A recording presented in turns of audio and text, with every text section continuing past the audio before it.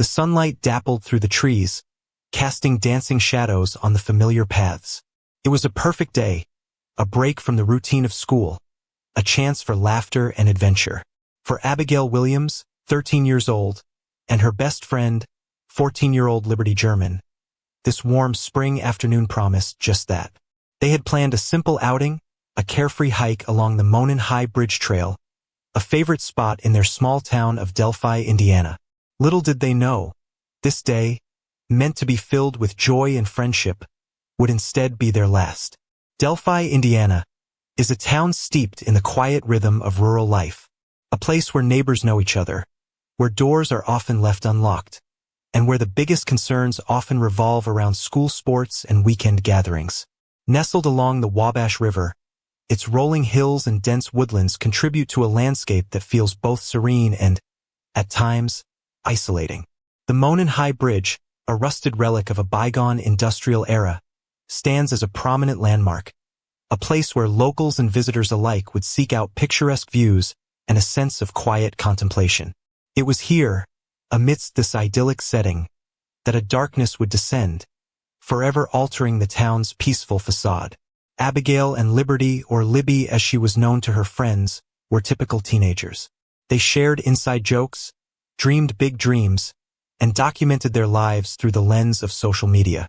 Libby, with her infectious smile and vibrant personality, dreamed of a future in medicine, her intelligence and compassion evident even at her young age. Abigail, quieter but equally spirited, possessed a creative flair and a deep love for her friends and family.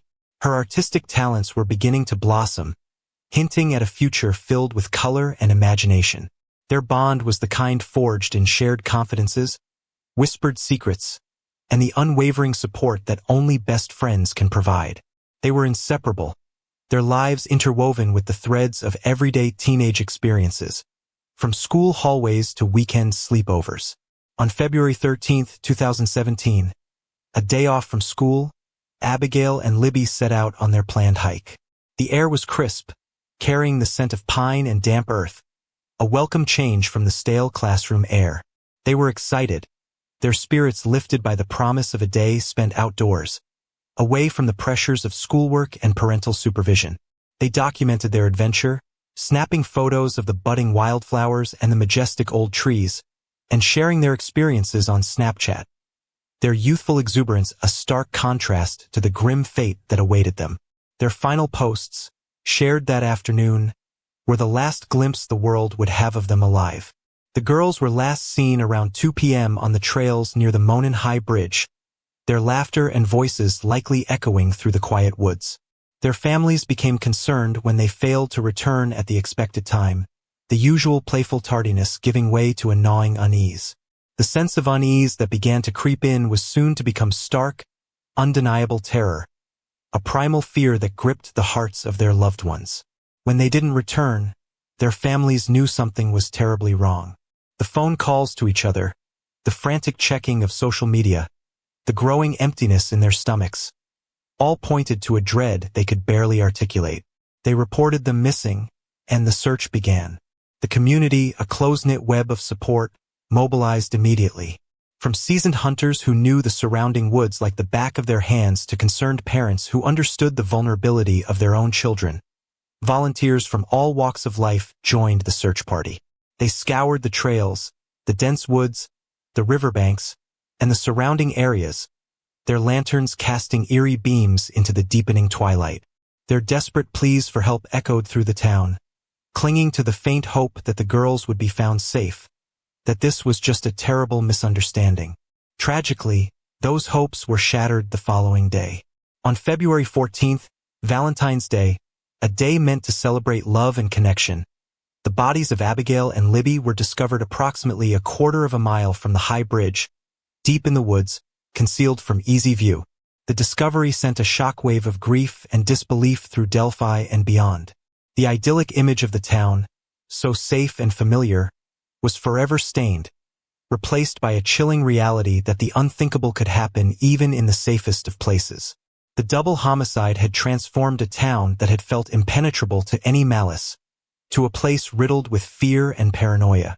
The very paths that had once been symbols of freedom and youthful adventure. The search for the man in the picture and the voice became an obsession for the investigators, a relentless pursuit of a phantom. Law enforcement agencies, both local and federal, poured resources into the case. Numerous tips poured in, and countless individuals were interviewed, their lives scrutinized under the harsh glare of suspicion. But the man in the photograph remained elusive, a ghost in the digital ether. Sketches were created, composite images were distributed, each iteration a refinement of the vague clues, and the public became increasingly involved, their own anxieties and suspicions fueling the collective desire for answers.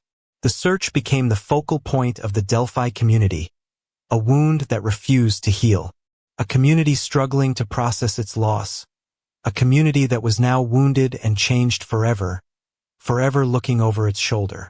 Recently, news emerged regarding the unsealing of search warrants in the case, a development that stirred the dormant hopes of the community.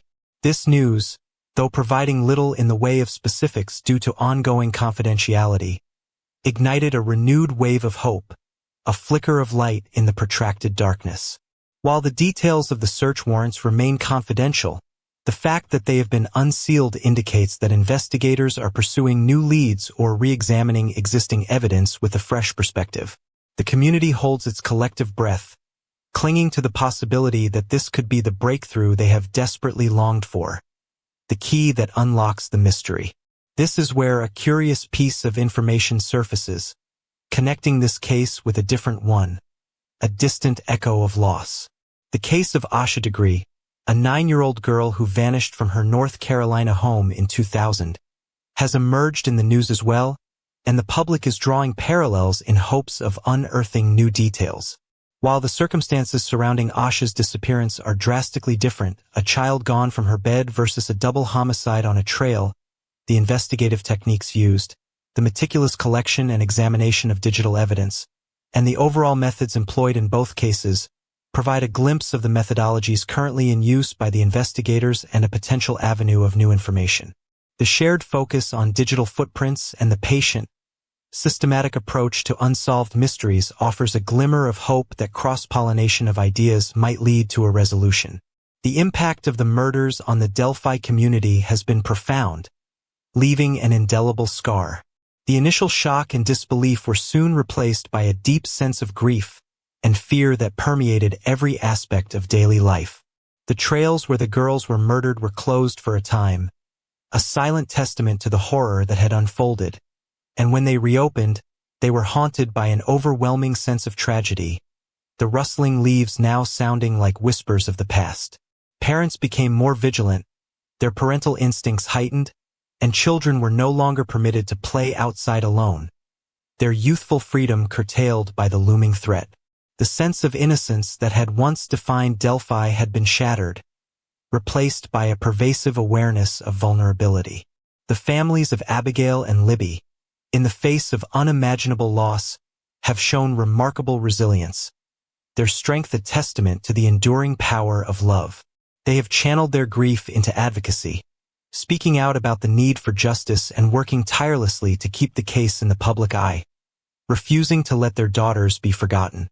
Their strength has become a beacon of hope for the community, inspiring them to remain vigilant and hopeful, never losing faith that the killer will be brought to justice.